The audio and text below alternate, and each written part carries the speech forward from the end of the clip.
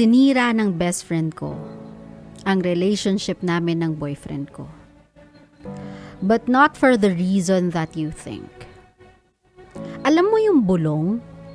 Yun siya eh. Whenever may ginagawa yung boyfriend ko na unusual para sa kanya, dinedemonyo niya yung utak ko. Kesyo may tinatago daw kasi chat ng chat. Kinokontrol daw ako kasi ayaw niyang maikli yung damit ko. Kung ano-ano pa. Ako naman si tanga, naniniwala palagi. Late ko nang na-realize na I'm valuing her opinion more than actually listening to my partner. Kaya after 2 years, my boyfriend ended our relationship. Magjowa na lang daw ako kapag aprobado na ng best friend ko. Ako si Caroline at BFF ko ang naging anay sa relasyon namin.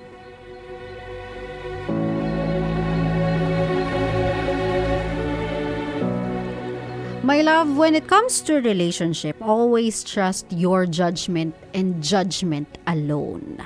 Huwag ka makikinig sa ibang tao. I mean, you can value yung opinion, yung input ng best friend mo, but at the end of the day, base your decision to your own observation. Kasi kapag lagi po kayo nakikinig sa mga bulong, lagi kayo nakikinig sa opinion ng iba, yung signs, symptoms, intuitions nila because of their experiences, yun yung pinagbabasihan nila ng lahat ng kutob na meron sila, lahat ng hinala na meron sila. And not because they have experienced it, you will as well. Naintindihan mo ko, my love? Lahat tayo kasi meron tayong unique journey in life, in relationship. May kanya-kanya tayong klase ng kurso. Not because nung paliko na yan, medyo familiar yung lugar na yan, at yun yung nangyari sa akin. Ibig sabihin, kapag lumiko kayo dyan, yun din yung mangyayari sa inyo.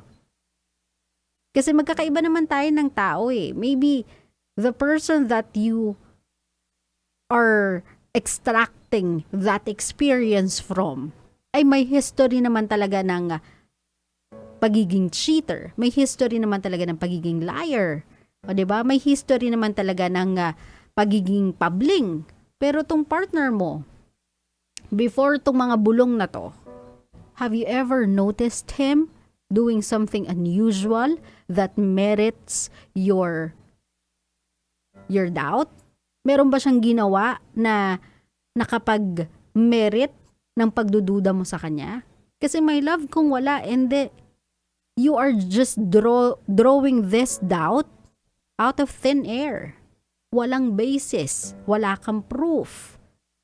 Wala kang reasonable na experience or instance that you can base this doubt from. Kumbaga nagiging unfair ka sa kanya just because your friend apparently doesn't like him, or your friend thinks na yung boyfriend mo is the same as nung ex niya. Naintindihan mo ko, my love? I do understand now na naiintindihan mo na yung naging sitwasyon. Alam mo na sa sarili mo that you were unfair to this guy. Naintindihan mo na at naunawaan mo na hindi mo siya nabigyan ng pagkakataong mapakinggan. Nag-draw ka na lang ng conclusion mo out of your conversation from a third person, from a person that's outside your relationship. And me saying this to you won't change anything. Kasi again, na-realize mo na siya. But my love,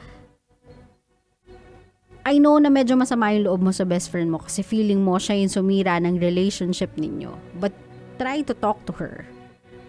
Kasi best friend mo nga siya eh. So maybe meron talaga siyang rason as to why niya ginawa yung mga yon. It may not be reasonable to you now, but maybe in time you will understand.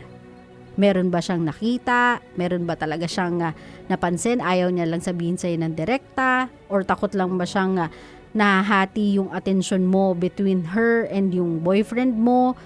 Or maybe your best friend is just lonely? Huwag mong itapon agad yung relationship nyo ng best friend mo. Kasi after all, kinampihan mo na siya eh. Pinanigan mo na siya eh. Pinanindigan mo na lahat ng opinion niya.